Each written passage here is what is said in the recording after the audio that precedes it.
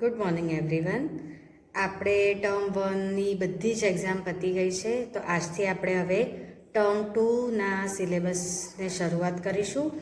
આજે આપણે ગુજરાતીમાં પાઠ નંબર 5 તીખું તમતમતું ગીત જે છે એની શરૂઆત કરીએ. તો આ પાઠમાં સૌથી પહેલાં એક નાનું સરસ મજાનું ગીત આપ્યું છે, એને આપણે સમજી લઈશું. એના કઠિન શબ્દો લખીશું અને એના આધારે કેટલાક પ્રશ્નોના જવાબ આજે આપણે લખીશું. તો ચાલો પહેલાં આપણે ગીતને સમજી લઈએ. તો તમારા પાઠ્યપુસ્તકમાં પેજ નંબર 49 પર કવિતા આપી છે. મારી સાથે સાથે તમારે તમારી ચોપડી ખોલીને બેસવાનું છે અને હું વાંચતી જાઉં એ રીતે તમારે પણ ચોપડીમાં વાંચવાનું છે. પાઠ નંબર 5 તીખું તમતમતું ગીત. ચાલો ગાઈએ ગીતડું. તો પહેલાં આ ગીત જોઈશું આપણે. ચકલી બોલે કે ચી ચી ચી, ઉજાણી કરીએ જી જી જી. કુકડો બોલે કે કુકરે કુ, બોલો બનાવીએ શું શું શું. પોપટ બોલે કે કિર કિર કિર, આજે બનાવીએ ખીર ખીર ખીર. એવામાં આવી બિલાડી એક, તેણે લગાવી જબરી ઠેક. પૂરી ખાધી ને ખીર પી ગઈ, મોટી ઉજાણી બિલ્લીને થઈ.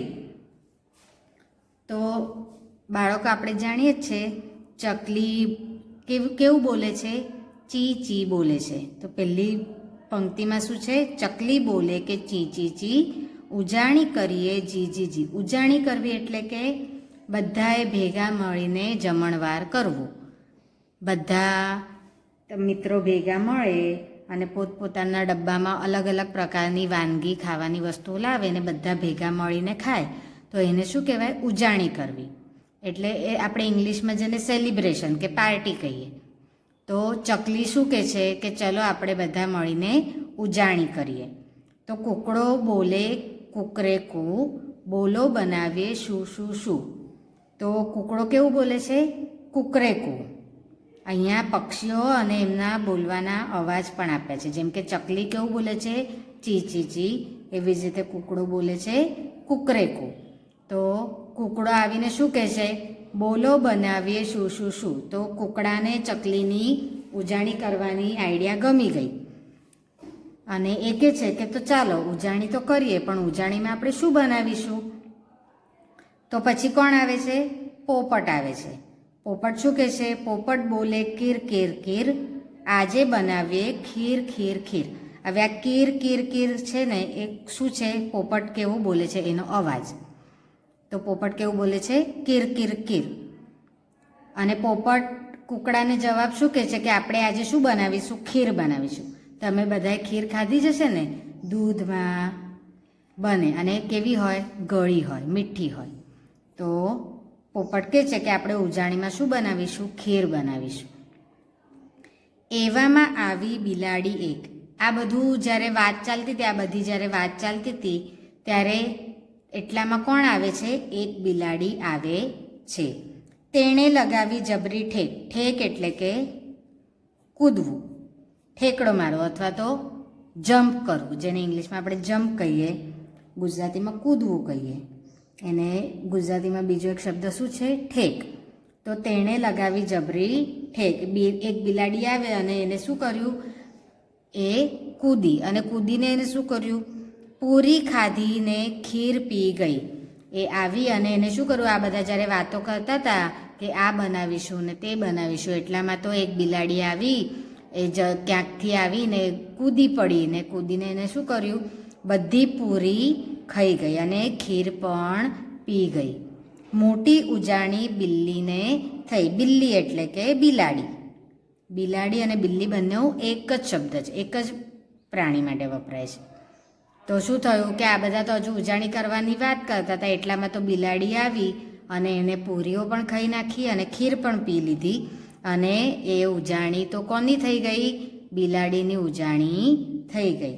હવે કવિતાની નીચે તમને અહીંયા દેખાય છે, અહીંયા અક્ષર ડેશ કરીને લખ્યું છે રમેશ પારેખ. એટલે કે આ જે કવિતા છે એ કોણે લખી છે? રમેશ પારેખ નામના માણસે લખી છે. રમેશ પારેખ એ ગુજરાતી ભાષાના ખૂબ જાણીતા લેખક છે, ખૂબ જાણીતા કવિ છે. એમને આવી ઘણી બધી બાળ કવિતાઓ લખી છે. તો હવે આપણે આ કવિતાના અઘરા શબ્દો લખવાના રહેશે અને પ્રશ્નોના જવાબ. પણ એની પહેલાં એની નીચે આપણે પ્રશ્ન નંબર 2 આપ્યો છે એ જોઈએ. એમાં શું લખ્યું છે? અમને ઓળખો. નીચે આપેલા વાજિંત્રોના નામ બોલો. વિદ્યાર્થીઓ ચિત્રમાંથી તેનો ક્રમ શોધીને લખશે. તો અહીંયા 8 વાજિંત્રો આપ્યા છે. વાજિંત્રો એટલે કે સંગીત માટે, મ્યુઝિક માટે વાપરવામાં આવતા સાધનો, જેને ઇંગ્લિશમાં આપણે શું કહીએ? ઇન્સ્ટ્રુમેન્ટ. તો એવા વાજિંત્રો અલગ અલગ આપ્યા છે, એના આપણે નામ બોલવાના છે. તો પહેલું જે છે એ શું છે? તબલા. તબલા તમે સ્કૂલમાં સંગીતા મેડમ જ્યારે મ્યુઝિક ક્લાસમાં લઈ જાય છે ત્યાં પણ તમે જોયા હશે તબલા. બીજું છે ગિટાર. ત્રીજું છે ખંજરી. આ શું છે? ખંજરી છે. આવી નાની ખંજરી નાના બાળકોના રમકડામાં પણ હોય છે. ખબર છે? આપણે નાના બાળકોને રમાડવા માટે જે નાની વાપરીએ આ પ્રકારની, એને ખંજરી કહેવાય. આ શું છે? ઢોલક. આ તબલા છે. તબલા કેટલા હોય? 2 હોય. એક સાથે 2 હોય એ તબલા હોય. અને આ જે છે આને બંને બાજુથી વગાડાય, તો આને શું કહેવાય ગુજરાતીમાં? ઢોલક. આ શું છે? મંજીરા. મંજીરા આપણે ક્યારે વાપરીએ સૌથી વધારે? જ્યારે આપણે ભજન ગાતા હોઈએ ત્યારે તમે દાદીને વાપરતા જોયા હશે. દાદી ભજન ગાય ને સાથે સાથે મંજીરા વગાડે, તો એને મંજીરા કહેવાય. પછી આ છે હાર્મોનિયમ. આપણે એને સાદી ભાષામાં પેટી કહીએ છીએ, પણ એનું સાચું નામ શું છે? હાર્મોનિયમ. પછી આ શું છે? નગારું.